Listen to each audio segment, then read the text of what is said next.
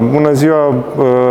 Ne regăsim iarăși la Iași, la ediția specială Real Estate Talks, podcast găzduit în marja evenimentului Tilia, dedicat orașelor inteligente și viitorului dezvoltării imobiliare. Am onoarea să l-am alături de mine pe Maximilian Zilianski, Senior Partner la Foster & Partners. Maximilian, bine ai venit! Îți mulțumesc că ești alături de noi, știu că ești foarte ocupat. Dar știu că ești aici pentru că voi lucrați la două proiecte în România foarte mari de regenerare urbană și sunt curios să știu cum e să lucrezi chiar aici în România, să vezi că se întâmplă lucruri importante pe partea imobiliară. Bună ziua, mă bucur că mă aveți ca invitat.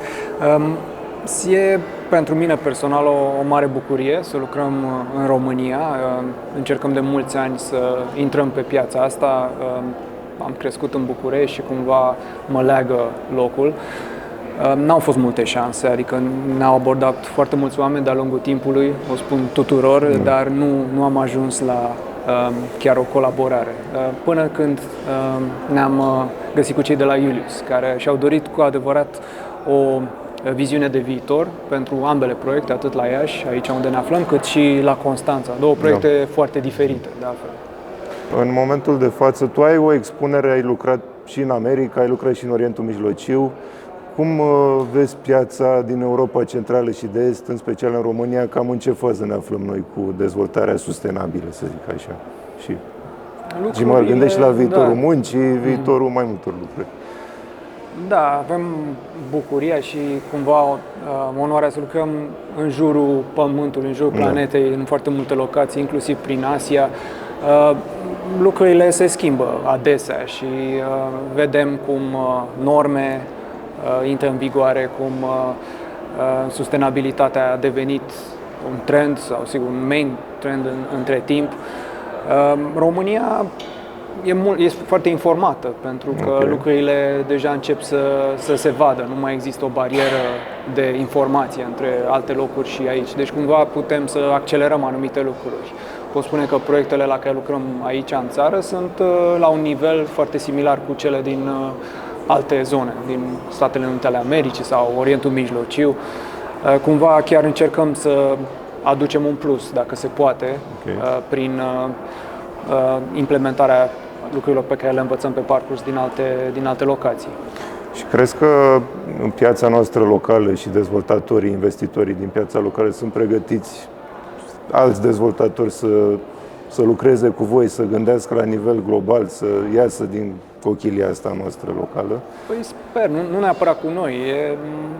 Credem că genul acesta de proiecte foarte ambițioase ridică cu ele și restul mediului în dezvoltări, fie că sunt dezvoltări de asemenea amploare sau chiar și unele mai mici, cumva ridică standardul. Ridică chiar standardul municipalității, care începe să concureze cu asemenea dezvoltatori privați. Deci e foarte benefică și cred că trebuie din când în când să existe niște proiecte care să schimbe un pic lucrurile.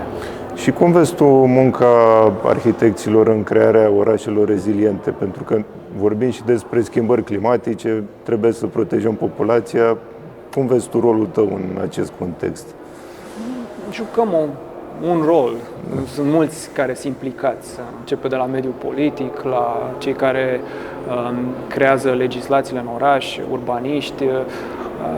Ne implicăm și în unele cercuri din acestea în care putem să influențăm lucrurile prin a ajuta, de exemplu, pentru Paris Climate Agreement. Am ajutat să creăm partea vizuală, astfel încât să se comunice mai ușor mesajele și cum pentru publicul mai larg să înțeleagă de fapt despre ce e vorba în lucrurile acestea, să nu rămână doar un document scris științific.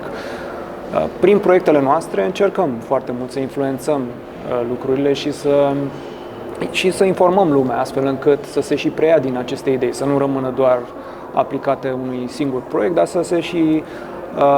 să treacă dincolo de asta și la alți arhitecți, alți dezvoltatori, alți urbaniști, astfel încât să creăm un mai bun fond construit. Da, de care beneficiază toată lumea.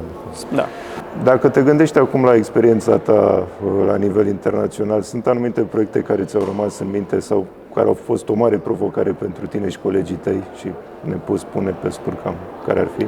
Sunt multe, dar cred că rămâne cel mai important și un proiect probabil care aproape te gândești ce mai urmează după, că nu mai...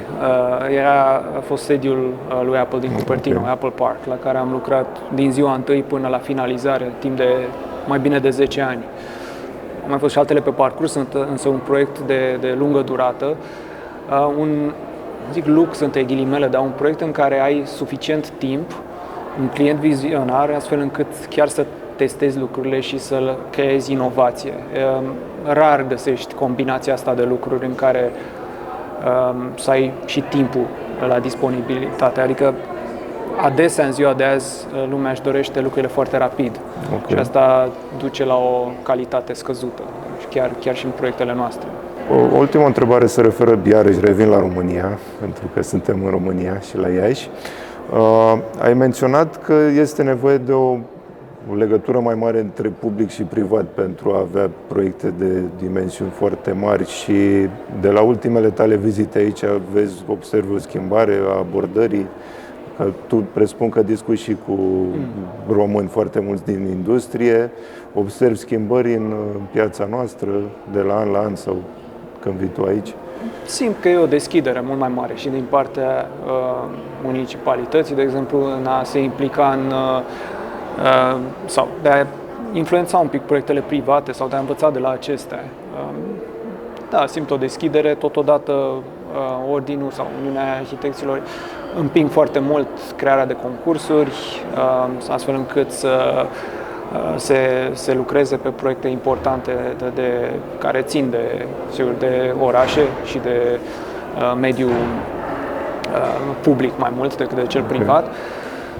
Deci mi se pare că lucrurile se mișcă într-adevăr într-o direcție foarte bună. Există dialog, noi am avut aici dialog la Iași atât cu primăria cât și cu clientul, chiar în aceleași meeting-uri și toată lumea vorbește cu aceeași limbă, cumva dorindu-și un oraș mai bun. Toată lumea mai vorbește și despre inteligența artificială și impactul ei asupra joburilor, asupra modului în care lucrăm. Voi, la nivelul studioului, cum abordați zona asta de AI și cum crezi că va modifica activitatea arhitecților? Am îmbrățișat-o, am integrat-o să zicem, la toate nivelele. Lucrăm, aș zice, foarte mult cu sistemele acestea.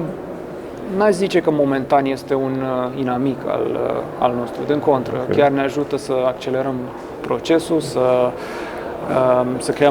să ne focusăm mai mult pe lucrurile care contează. Erau și pe vremuri desenatori care făceau planșe de mână. Sigur, acea meserie a dispărut de mult. O să dispară și anumite meserii care sunt mai mult manuale pe termen scurt și, sigur, o să vedem ce ne aduce viitorul îndepărtat. Însă, momentan, îl vedem ca un avantaj mai mult, sigur, cu sperietura de rigoare, dar și responsabilitatea cu care trebuie tratat, însă o folosim în aproape toate domeniile, astfel încât să ne ușureze munca momentan. Ok. Maximilian, îți mulțumesc pentru discuție. Mulțumesc!